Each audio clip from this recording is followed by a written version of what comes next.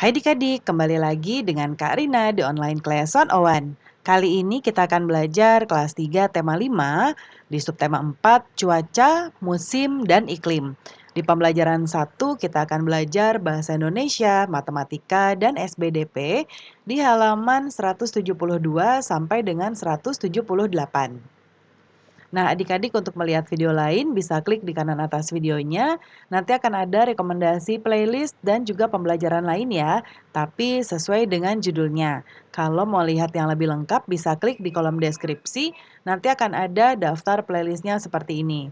Nah, misalnya adik-adik nanti mau lihat semua tema kelas 3, berarti pilih yang ini ya. Klik linknya atau klik biru-birunya, nanti kita akan masuk ke daftar playlist kelas 3. Seperti ini ya.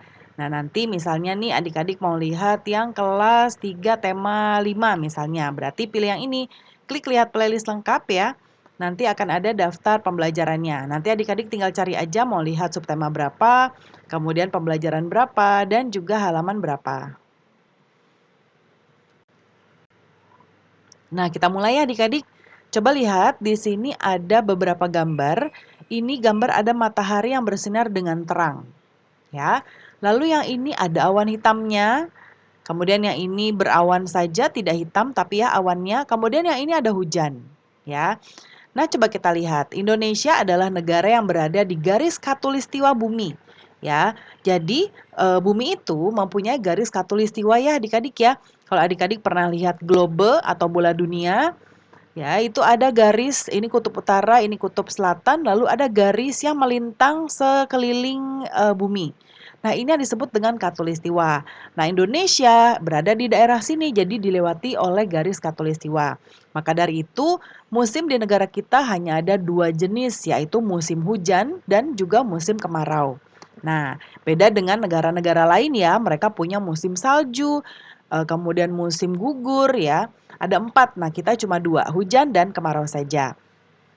Kemudian, jika cuaca cerah berlangsung terus-menerus, tanda musim kemarau sedang berlangsung. Sesekali cuaca berawan.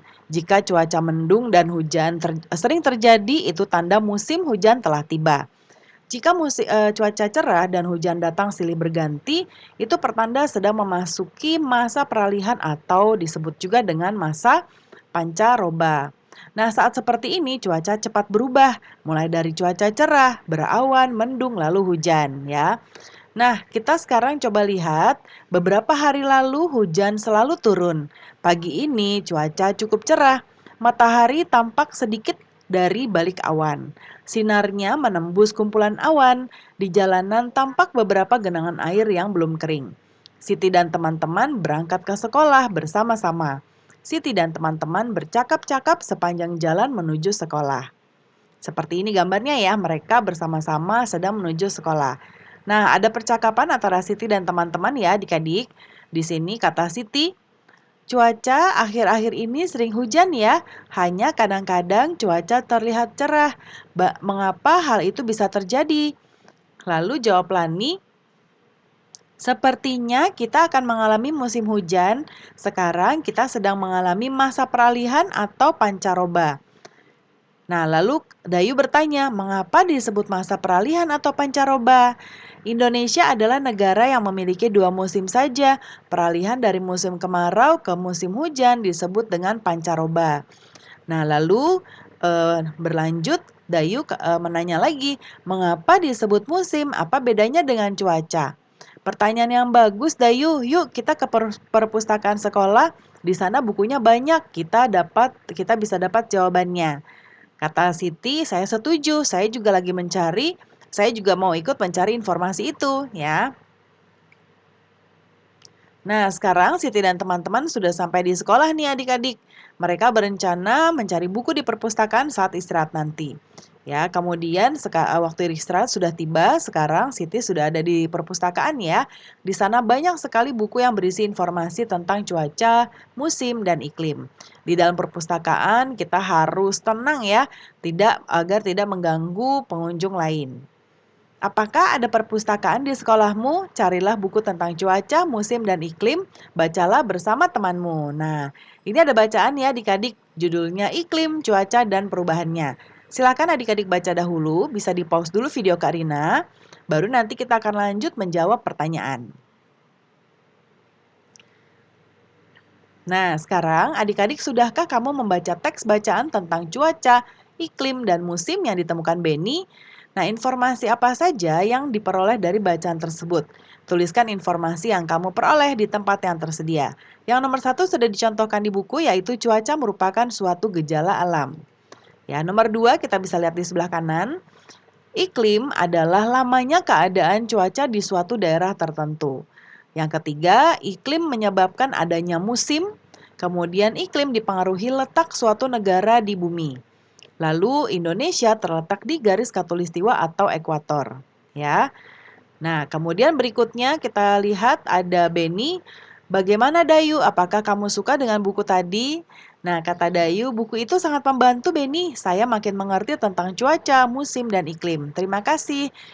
Wah, saya jadi bertanya-tanya, apa itu garis khatulistiwa? Dari mana kita tahu kapan datangnya musim hujan dan musim kemarau? Teman-teman, apakah bisa membantu menjawab pertanyaan Siti? Lalu kata Benny, saya tahu jawabannya, tapi tidak sekarang. Datang saja ke rumahku nanti sore. Nah, lalu kata Lani, wah seperti ada rahasia saja. Baiklah, kami akan ke rumahmu nanti sore. Nih ya. Nah, sekarang mereka sudah ada di rumah Edo ke rumah Edo ya. Nih. Nah, saat tiba di rumah Edo, mereka diminta berkumpul di ruang keluarga. Edo menjelaskan bahwa 3 hari lagi teman ayahnya akan datang, namanya Pak Tono. Dia bekerja di BMKG ya adik-adik ya. BMKG itu ini adalah kepanjangan dari Badan Meteorologi, K-nya klimatologi, dan G-nya geofisika. Nah, Pak Tono akan menjawab semua pertanyaan teman-teman Edo ya. Nah, Ibu Edo akan membuat kenang-kenangan untuk Pak Tono. Ibu Edo akan membuat kayak kreasi dari kain. Ya, coba kita lihat yuk adik-adik. Nah, di sini ya, jadi nanti akan membuat seperti ini. Ini prakarya. Boleh adik-adik tunggu arahan dari Bapak Ibu guru untuk membuatnya ya. Kemudian sekarang kita akan melihat selanjutnya. Edo memberikan bagian kain yang pertama untuk Siti ya. Jadi Edo menggunting kain yang berbentuk lingkaran ini menjadi 3 bagian seperti ini. Ya, ini dibagi seperti ini. Jadi ada 1, 2, 3. Ada 3 bagian. Ya. Nah, kemudian 3 bagian ini, yang 1 buah ini akan diberikan kepada siapa nih? Kepada Siti.